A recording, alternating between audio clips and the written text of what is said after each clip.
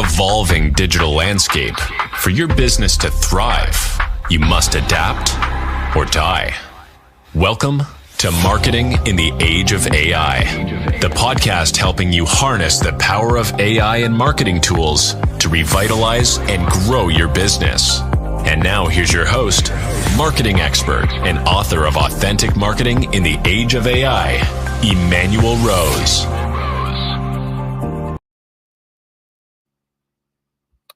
Welcome to this episode of Marketing in the Age of AI. Today, I'm grateful to have a conversation with Jenn Bane, a marketing powerhouse with over 15 years of experience in content strategy, community building, and brand development. Jenn's impressive career spans roles in American Library Association, Cards Against Humanity, which is one of my favorite, and her current position as creative director at M. Harris. Jenn, thanks for taking the time and welcome to the show. Thank you so much for having me. You betcha. I'm really excited about talking today. You've had an interesting journey in marketing, and I'm just curious about how you're using or seeing the use of AI tools in the work you're doing right now. Yeah. So my role right now, as you mentioned, I'm the creative director of a marketing firm here in Chicago called M. Harris & Co. And our clients include Stanford Medicine, Purdue University, NORC at the University of Chicago. And we also do a lot of creative work for Ever Restaurant, the 2 Michelin star restaurant here in Chicago. And I see AI, where I grapple with AI right now is in writing and editing. I am referring, of course, to ChatGPT. And by the time this airs, ChatGPT could be different, honestly. So I'm speaking about a very specific moment right now in ChatGPT. And I grapple with it because it certainly has its uses. I actually think it can be useful for writers, but it's got some problems. And a couple of those problems are it loves cliches, it loves to use jargon, and it seems to not like to fact check, and that's a real problem. Yeah, I agree. I don't understand why we're still getting those weird hallucinations. Like when you generate an image, yeah. Or just like if let's say I put in your LinkedIn profile and instead of saying M. Harris, it would say dial pad, and you're like, well, it's referencing a specific website. Why would it make up something at that point of review, right? Like that's a major flaw. I agree with you. Yeah, it's a problem. We just published this book called Everybody Needs an Editor, and the title, the word editor here is what I'm trying to get at, because if you use ChatGPT for your press release, for copywriting, whatever you use ChatGPT for, you have to then be the editor of it. You can't trust ChatGPT to produce good writing or produce writing that is accurate. I think it could be used as a really good start. I think it can be used as a first draft, but more and more as AI becomes, used, we're all going to have to become really sharp editors. Yeah, I'm curious. Are there any tools that you're using on a daily basis right now that you would share with us? Well, maybe this isn't super helpful, but I use the brains of my colleagues to edit my work. So I am very fortunate in that where I work, we're all, not me, but the people I work with are all former journalists, including former editors. Many come from the Chicago Tribune. So if I write something, I want their eyes on it. And even if you don't have access to the world's best editors, like I, very, very lucky, you have to show your writing to other people.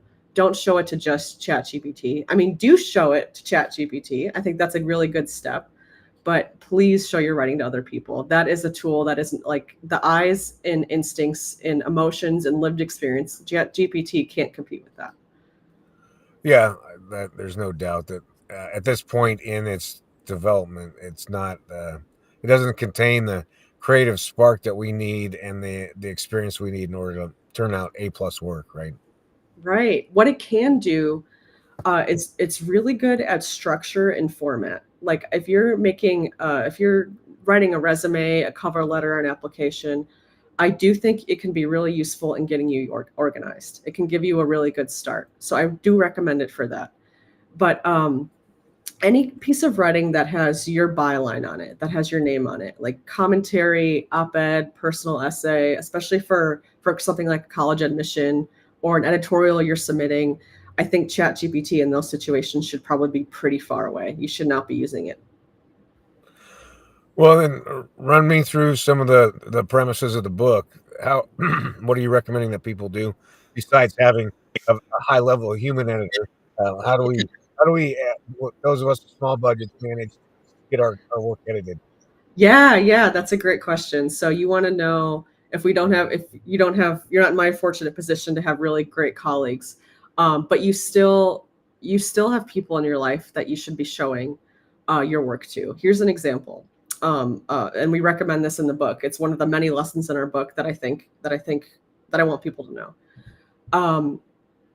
When you are writing an email to customers, clients, audience, fans, test your subject lines, not just with ChatGPT, but test them with your colleagues. Write 10 subject lines, send them to your people over Slack or email or in person if you meet in person, and ask them which of these would you click on.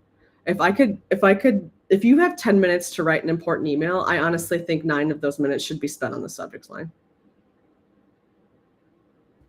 Well, love it. And so you're in a constant state of testing, is what I hear, Jen. Yeah, constant state of editing and testing and getting your work in front of other people. And then the other thing I really want to emphasize that people should do is read your work out loud. When you read your work out loud, you'll start to notice the things that don't flow, that you have struggle saying, that you have a hard time saying out loud. That is your brain telling you, fix this. I had someone read a piece of writing in a workshop the other day, and halfway through reading a paragraph, they had to take a big deep breath and then continue. And that was an immediate sign that they had written way too long of a sentence. Right. Yeah. Occasionally you want to put a period in it and start again, right? Yes. Well, I like that. That's a tool that I was taught too. Any other ideas about how we might be able to integrate editing into our workday? Yeah. Hold on. I'm going to glance at my notes here. Okay, so obviously my number one tip is to get our book.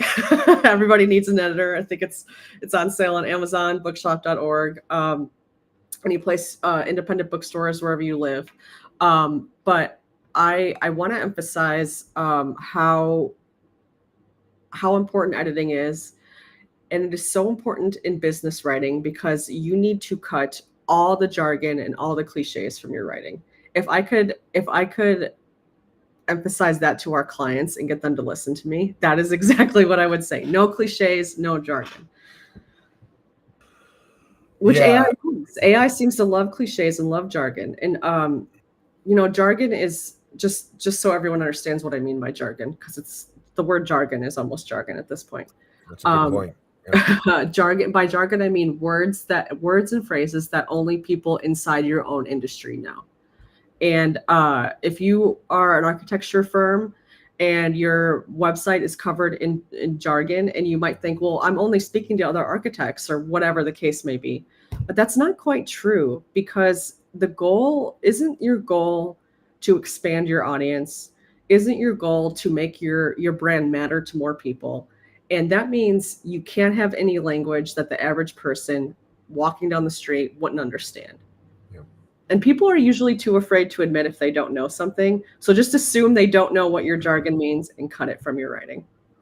I think that's a great point. And from my perspective, which was my book was called Authentic Marketing in the Age of AI.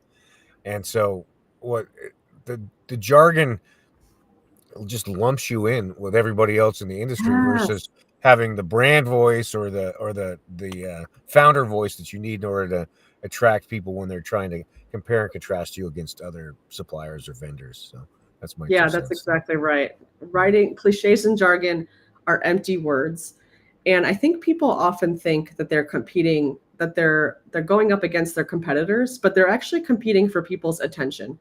And every single word you write You have to be able to defend it. You should be able to justify every single word. And if you can't justify it, then you have to cut it.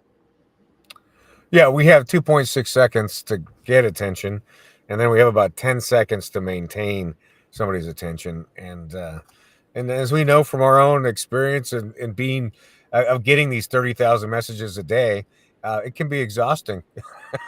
Yes, it is exhausting. I right before this was starting, I was doom scrolling on my phone, and and I only got pulled away because I had a 9:30 a.m. meeting with you. Well, I'm glad I could save you from that. Yeah, that's right. Yeah. Well, that's interesting. I guess. How have you seen writing change from when you were in school doing journalism and marketing to what you see now in the marketplace with these with the Yeah. clients that you're working with? Yeah, so in my undergrad, I studied journalism, and I'm so grateful for that. I never ended up practicing as a journalist, as an actual journalist or reporter, but journalism training is the reason why I can write briefly, why I can write concisely, sharply, and quickly, and accurately. And I'm so thankful for that. Whereas I know many people, many of my friends who would say they struggle with writing now because they were taught, and they're still, brains are still stuck on this thing of a 5-paragraph essay or filling a page or meeting a word count. And that it's not really a thing in journalism school. Certainly as the industry has changed, like we no longer have newspapers to fill up, or at least I never did. It was more like I was taught how to write for the web from age 19, and I think that's really helped me. Yeah, that's an interesting cultural shift, right? And that long form newspaper writing is is is relatively dead unless you're talking about obituaries. Then you're Right. literally dead. Yeah, literally dead. But no, so that's interesting. Are there some other things that we can integrate into our daily professional life that are kind of some of the things that you think that people are missing? Yeah, I really think when it comes to professional communications, we can all do a better job of writing emails. I was giving a workshop the other day at the University of Chicago, and someone came up to me afterwards and gave me, we were having a conversation, and they said, one thing my dad always taught me was bottom line up front. And Right. I was like, oh, that is such a good, succinct, brief way of saying, tell me what I need to know at the top. Don't bury the headline, right? Don't worry it. Yeah, Yeah, exactly. Yeah, yeah. I actually kind of see that trend a lot when I'm helping clients edit maybe their press releases or copywriting. Their most important and most exciting information is not in the title. And the justification might be, well, I want people to read the title and then read on. And no, no, no, no, no, no, no. People will Right. only read the title of Yeah, right. and that applies to social media. That applies to like a literal headline at the top of your website. It applies to your subject line. Like you should always assume that no one is going to read past the first 2 sentences. Yeah. No, that's interesting. And just the idea that you could get people to do something that you want them to do, I think that's a fascinating um, inaccuracy. I think that non-marketers have about marketing, right? Like everybody's saying, "Oh, you guys are, you're always getting people to do things, or you're tricking them, or whatever the kind of the negative dark arts of marketing." It's like, Right. no, no, we're just putting these messages out in the middle of their day, trying to get their attention for 10 seconds, so they'll do something. Yeah, yeah. I think marketing, I like that you use the phrase dark arts. That's pretty funny. I think marketing can be very persuasive. It can persuade people to make better choices for their health and their planet and for the communities they're in. So that's the side of marketing I'm most excited about. We Yeah. actually just launched a new branch of our company at M. Harris & Co. It's called Provable, and it's a science communication force. We're teaming up with a design firm called MG Strategy and Design. And together we serve clients in public health, we serve clients in climate science, and we're kind of teaming up to work on these science projects, these important projects, because scientists need help communicating. For Like sure. Yeah. scientists are extremely good at what they do. They're doing a great job, But there's a missing piece here, which is they're having a hard time getting their message in front of the right person. They're having a hard time persuading people. People trust in science right now is lowering. Yeah. So like that, I'm really excited about, you know, the persuasive power of marketing for good. Yeah. And I think the scientist it's like engineers. If you ever work with an engineering agency, you've got these really smart subject matter experts, and they do not understand anything about how to tell a story to get people interested in what they're doing. Yeah. I think everybody should be as smart as they are, right? Yeah. And I understand, you know, I understand why an engineer, you know, would be fearful or maybe uncertain about working with a writer or someone who works in marketing, because they're like, well, you're going to dumb down my science. Right. And that there has to be no, we're not going to do that. What we're going to do is we're going to clarify, we're going to simplify, and we're going to distill the complex work you do so the average person can understand. Yeah. And so that people who are in your ideal client profile will be triggered to ask what's next. Right? Yeah. What's next? That's right. Yeah. Well, I love it. So tell me the name of the book again that you guys. Oh, absolutely. Thank you for asking. It is called Everybody Needs an Editor, by myself, Jenn Bane, and our CEO and founder also wrote it with me. Her name is Melissa Harris. And you can get the book at bookshop.org, Amazon, or at your local indie bookstore. Awesome. And if people want to get in touch with you directly, Jenn, how do they do that? I would love that. You can get a hold of me at jenn@mharris.com, or just visit. You can take a look at our case studies and the work we do at mharris.com.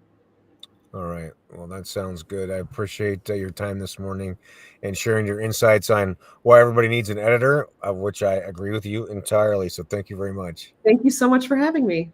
All right. Thanks for listening to Marketing in the Age of AI. Be sure to subscribe wherever you heard this podcast so you never miss a future episode.